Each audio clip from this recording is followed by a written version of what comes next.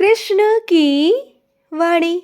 बच्चे, मैं तुम्हारी ज़िंदगी में ना उद्देश्य के साथ आया हूँ। मैं हर किसी के जीवन में बिना उद्देश्य के प्रवेश नहीं करता। और अगर मैं तुम्हारे जीवन में आया हूँ, तुम्हारे जीवन में मैंने प्रवेश किया है ना, तो इसके पीछे उद्देश्य है, इसके पीछे कारण है मेरे बच्चे। क्योंकि मैं तुम्हारी ज़िंदगी में बहुत सारी खुशियाँ, बहुत सारे रंग भरना चाहता हूँ। क्योंकि तुमने ना अपनी ज़िंदगी को ना बेरंग बना दिया था।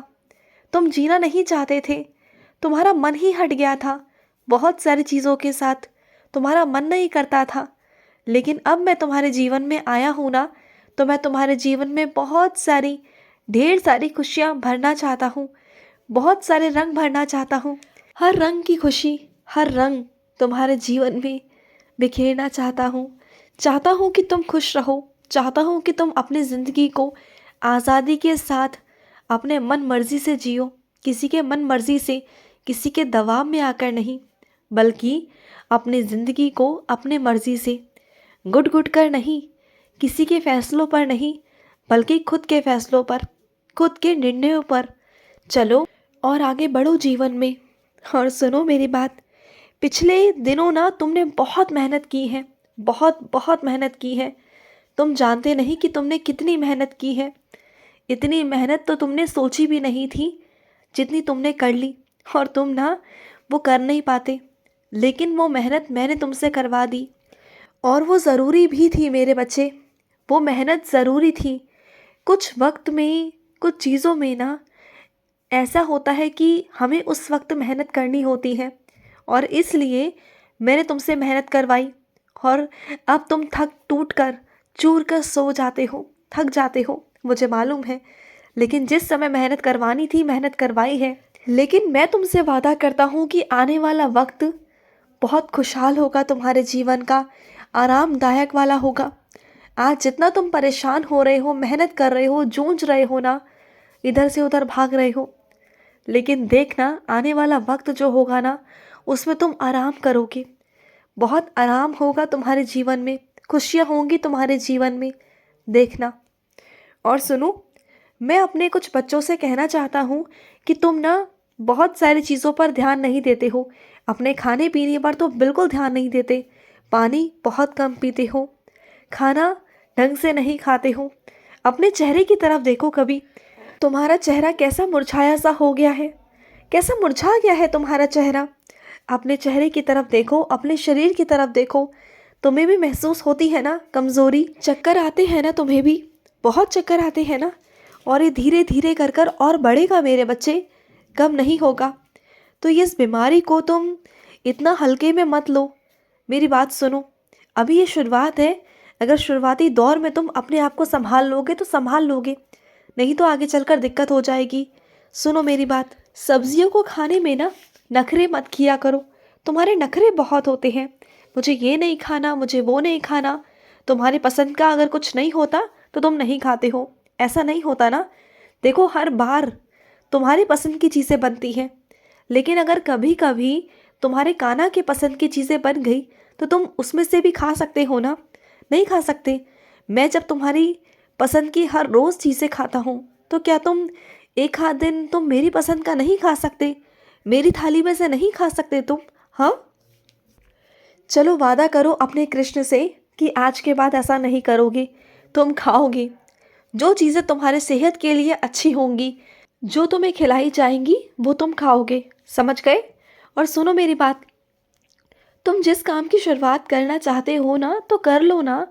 क्यों सोच रहे हो इतना कि बुधवार है, कि मंगलवार है, कि बृहस्पतिवार है? क्यों इतने वहमों में पड़ते हो तुम कि शनिवार को ये काम नहीं करना, बुधवार को ये काम नहीं करना? ऐसा नहीं होता। सारे काम ईश्वर करवाता है, और सारे वार, सारे दिन ईश्वर के ही हैं। तो फिर उनसे कैसा वैर, किस तरीके का वहम? हाँ, सारे भगवान तो एक है ना, और हर वार में भगवान है। चाहे सोमवार को शिव का हो, चाहे मंगल को हनुमान जी का हो, चाहे बुध को गणेश का हो, या बृहस्पतिवार को विष्णु जी का हो, शुक्र को संतोषी माँ का हो, और शनिवार को हनुमान जी का हो। सारे दिन ईश्वर के ही तो हैं।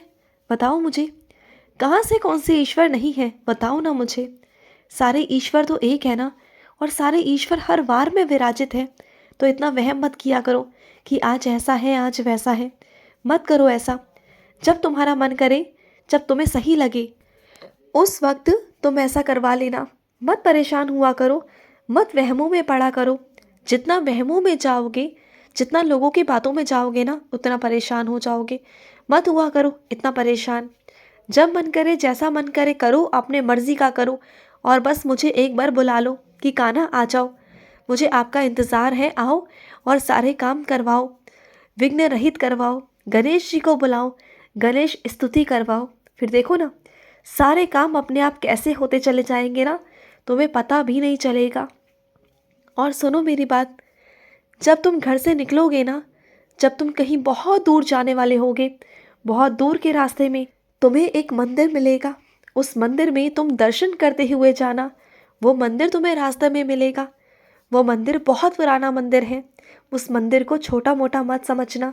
उस मंदिर की शक्ति, उस मंदिर की ताकत बहुत है, बहुत ताकत है मेरे बच्चे, तुम सोच भी नहीं सकते। उस मंदिर की आकृति पे मत जाना, उस मंदिर के स्थान पर मत जाना, छोटा बड़ा मत देखना, उसकी शक्तियों पर जाना। वो शक्तियाँ ऐसी शक्तियाँ हैं ना, इतनी बलवान शक्तियाँ हैं ना, तुम जिस काम के लिए जा रहे होगे ना उस रास्ते से, वो तुम्हारा काम बनेगा ही बनेगा। वहाँ से तुम्हें बहुत सारा आशीर्वाद मिलेगा, और ऐसा आशीर्वाद मिलेगा ना कि तुम खुद उस मंदिर को चमत्कारिक मंदिर मानोगे। एक दिन तुम देखना, और तुम हर बार उस मंदिर में आओगे, हर बार। और सुनो, जब तुम्हारे घर में चीज़ें आती है ना, तो आने से पहले जब बंटवारा होता है ना, तो बंटवारा करने से पहले चीज़ों को देख लिया करो, एक बार देखभाल कर लिया करो, उसके बाद बंटवारा कर दिया करो। क्योंकि बंटवारा करने के बाद चीज़ें वापस नहीं होती हैं। एक बार देख लो, जांच पड़ताल कर लो, और उसके बाद में ही चीज़ों का बंटवारा किया करो। और याद रखना, चाहे तुम्हारे घर में कितना भी कुछ भी बात हो, कितना भी कलेश हो, कितनी भी लड़ाई झगड़ा हो, कैसी भी बात हो ना, तुम्हारे घर के बाहर तक वो बातें नहीं जानी चाहिए।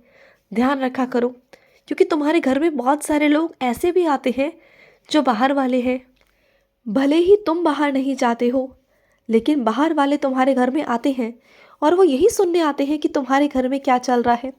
वो खोद खोद के बातें पूछने की कोशिश करते हैं, और तुम हो कि इतने सीधे हो कि तुम सब कुछ बोल देते हो। बस वही तुम्हारी गलतियां हैं, वही तुम्हें नहीं करना है मेरे बच्चे। जैसा वो तुमसे घुमा फिरा के पूछने की कोशिश करते हैं ना, वैसे ही तुम घुमा फिरा कर उत्तर क्यों नहीं देते हो? क्यों सही सही सच सच सबको बताते हो?